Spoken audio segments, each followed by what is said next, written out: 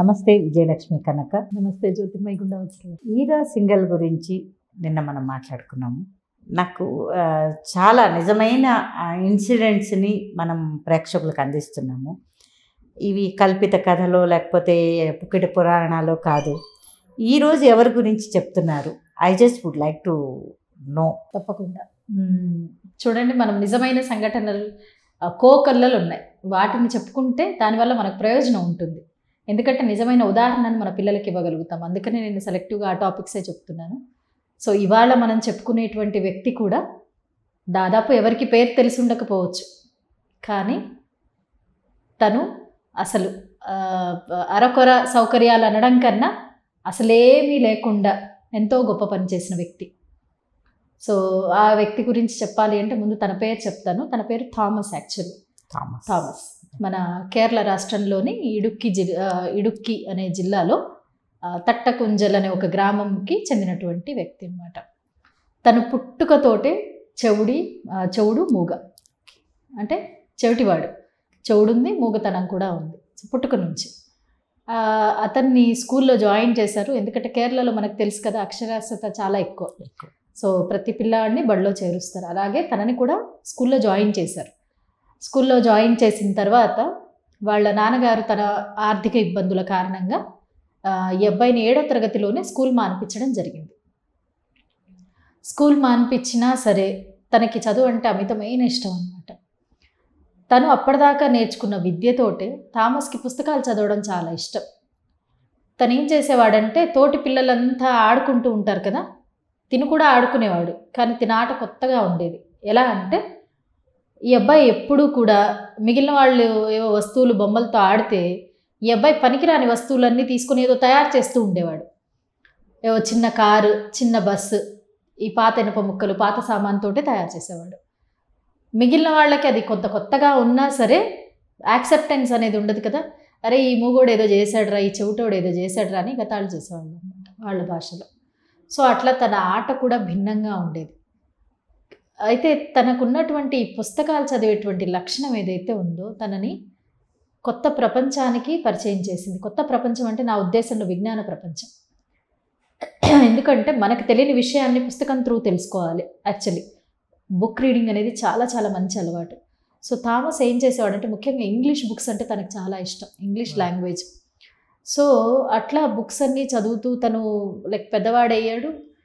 సొంతంగా ఒక TV mechanic shop అనేది పెట్టుకొని తన జీవనాధారం అదే, జీవితాన్ని కొనసాగిస్తున్నాడు. కానీ తనలో ఏదన్నా చెయ్యాలి అన్న తపన మాత్రం తగ్గలేదు. తనకు వచ్చిన అవకాశాలతోటి ఏవో చిన్న చిన్నవి తయారు చేస్తూనే ఉన్నాడు. ఒకసారి ఏమైందంటే, మనకి కేరళలో ఈ రబ్బర్ తోటలు ఎక్కువ కదా. సో ఆ రబ్బర్ తోటలకి ఒక అతను మన చిన్న ఎయిర్ క్రాఫ్ట్ లాంటి దాంతో మందు చల్లడం చూశాడు. వింతగా అనిపించింది తనకి, ఈ డ్రోన్ లాంటి దాంతో అలాగా. సో అతని దగ్గరికి వెళ్తే అతను ఒక సైంటిస్ట్ అనమాట.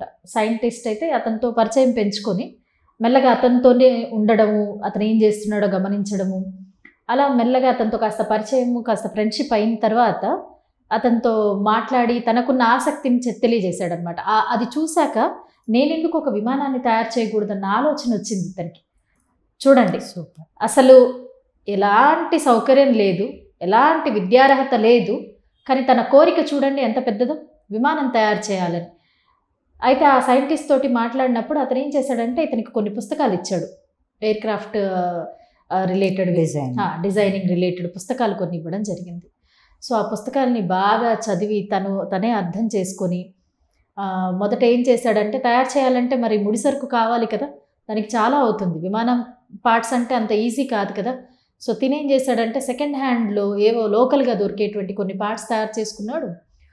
ఇంటి ఆవరణలోనే ఒక షెడ్ ఏర్పాటు చేశాడు. ఒక 2 లక్షల ఖర్చుతోటి, 2 లక్షలతోటి షెడ్ ఏర్పాటు చేసుకొని చిన్న చిన్న సామాను ఇలాంటివన్నీ పెట్టుకొని మొదట ఈ బైక్ ఇంజన్ ఇలాంటివి వాడి ఒకదాన్ని తయారు చేశాడు. తయారు చేస్తే అదేమైందంటే సఫలం కాల, ఏదో కాస్త ఎగిరినట్టు అయింది, మళ్ళీ ఫెయిల్ అయిందనమాట. సరే అది ఫెయిల్ అయింది కదా అని చెప్పేసి ఊరుకోలేదు ఇతను. మళ్ళీ ఏం చేశాడు, ఇంజన్ని మారుద్దామని, అందులో ఏవో రకాలు ఉంటాయి. సో ఏదో హై క్వాలిటీ ఇంజన్ని మార్చి, తర్వాత మన పైలట్ కూర్చునే ప్లేస్ ఉంటుంది కదా, జనరల్గా అయితే ఆ కాక్పిట్, ఆ ఏరియా, ఆ ప్లేస్ కావాల్సిన మెటీరియలే మనకి అప్పట్లో. అంటే ఇది నేను చెప్పేది చాలా ఏళ్ల క్రితం మాట కదా. సో 45,000 50,000 దాకా అవుతుందట. కానీ ఇతను ఏం చేశాడంటే ఒక 5,000లోనే తయారు చేశాడు. లోకల్గా దొరికే సామాన్తోటే చాలా మంచి కాక్పిట్ని. సో ఇలా మొట్టమొదటిసారి ఇద్దరు కూర్చొని ప్రయాణం చేయగలిగినటువంటి ఒక ఎయిర్ క్రాఫ్ట్ని తయారు చేశాడు. అది ఎంత సామర్థ్యం కలది అంటే గంటకి 140 కిలోమీటర్లు వెళ్ళగలదు, 13,000 అడుగుల ఎత్తు వరకు ఎగరగలదు. దానికి ఒకసారికి 16 లీటర్ల ఇంధనం అనేది కావాలి. సో మొత్తం నమూనా అంతా రెడీ అయిపోయింది. తనకు అయ్యేసరికి 14 లక్షలు ఖర్చు వచ్చింది అప్పటికి. సో సక్సెస్ఫుల్గా దాన్ని ఎగిరించగలిగాడు ఇద్దరు మనుషులతోటి. అదే చాలా లైట్ వెయిట్ ఎయిర్ క్రాఫ్ట్ అనమాట. అప్పటికి చాలా లైట్ వెయిట్ ఉన్న ఒక ఎయిర్ క్రాఫ్ట్ తయారు చేసిన తను ఎవరు? ఎలాంటి ఇంజనీరింగ్ డిగ్రీ లేని ఒక 7వ తరగతి చదివినటువంటి థామస్. సో ఇది ఆ నోట ఈ నోట డిజేబుల్డ్, చెవుడు మూగ పైగా. అది ఆ నోట ఈ నోట మన కమాండర్స్ దాకా చేరింది, ఎయిర్ ఇండియా వాళ్ళ దాకా చేరింది. వాళ్ళు తనని స్పెషల్గా వచ్చి చెక్ చేసి అప్రిషియేట్ చేసి తనని ప్రోత్సహించడానికి కోసం అని. తను ఫస్ట్ ఫెయిల్ అయింది చూడండి ఎయిర్ క్రాఫ్ట్ చిన్నది చేస్తే, దానిని ఒక కాలేజ్ వాళ్ళు, మన ఇంజనీరింగ్ కాలేజ్ వాళ్ళు నమూనాగా తీసుకున్నారు స్టూడెంట్స్కి పాఠాలు చెప్పడానికి. నమూనాగా 1,50,000 ఎంతో ఇచ్చారు ఇతనికి డబ్బు. అండ్ ఇతని పేరు కూడా ఇండియా బుక్ ఆఫ్ రికార్డ్స్లో ఎక్కింది. ఆ తర్వాత అతను ఇంకా ఏవో పరిశోధనల్లో పార్ట్ అయ్యాడు, అదంతా వేరే విషయం. ఇక్కడ చెప్పాలనుకుంది ఏంటి అంటే, చిన్నప్పటి నుంచి ఇతని జీవితంలో కూడా ఏం చూస్తుంటాడు? ఎగతాళి చూస్తుంటాడు. అంటే ప్రోత్సహించే వాళ్ళే. జనరల్గా మనం చాలామందిని చూస్తుంటాం, మమ్మల్ని ఎవరు మెచ్చుకోవట్లేదు, మేము చేసిన దాన్ని గుర్తించట్లేదు, ఈ కంప్లైంట్సే ఉంటాయి ప్రతి చోట. మ్యాక్సిమం 190 మందికి మేము ఇంత చేస్తే మాకు గుర్తింపు లేదు, నేను ఇంత సాధిస్తే నన్ను ఎవరు మెచ్చుకోవట్లేదు, దానికి డిమోటివేట్ అయిపోయే వాళ్ళు ఉంటారు. మరి ఇతను ఎవరు మోటివేషన్ తోటి అది చేయగలిగాడు? మోటివేషన్ ఏం లేదు, అతను సెల్ఫ్ మోటివేటెడ్ పర్సన్. అంటే తనలో ఆ చెయ్యాలి, సాధించాలన్న కోరిక ఎక్కువగా ఉంది, బలంగా ఉంది. సో ఎవరైతే ఇతను అదృష్టమే అనుకోవాలి చెవుడు మూగతనం. ఎందుకంటే చెవుడు ఉంది కాబట్టి ఎవరైనా ఎగతాళి చేసినా, ఏమైనా పేర్లు పెట్టి పిలిచినా ఇతనికి వినపడదు, అది మనసుకి దాకా వెళ్ళలేదు. సో అతని అంగవైకల్యం అతనికి ఒక అదృష్టంలాగా పట్టిందని నేను చెప్పాలి. అండ్ ఇంకొక విషయం ఏంటి అంటే, అతను బ్రతకడమే కష్టమైనటువంటి రోజుల్లో, అంటే టీవీ మెకానిక్ అంటే మనకు తెలియనిది ఏముంది, వాళ్ళ జీవనాధారానికి ఏదైనా రిపేర్ చేస్తే డబ్బులు వస్తాయి, లేకపోతే లేదు. సో లక్షల్లో ఏమి సంపాదించి పెట్టింది లేదు, లేకపోతే టీవీలు కూడా తక్కువ కదా, టీవీలు తక్కువ, అంటే సంపాదన తక్కువ, అంటే ఎవరైనా సహాయం చేసే వాళ్ళు లేరు. అయినా కూడా పట్టు వదలకుండా తను ఒకటి సాధించాలి అన్న సంకల్పంతో చేశాడు చూడండి. నిజంగా హ్యాట్స్ ఆఫ్ దానికి. అండ్ ఇంకొక విషయం కూడా చాలా గొప్ప విషయం ఇక్కడ మనం చెప్పుకోవాల్సింది.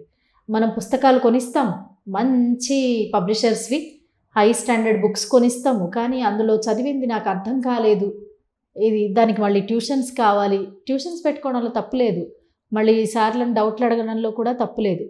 కానీ నిజంగా అర్థం చేసుకోవడానికి ట్రై చేసే వాళ్ళు ఎంతమంది?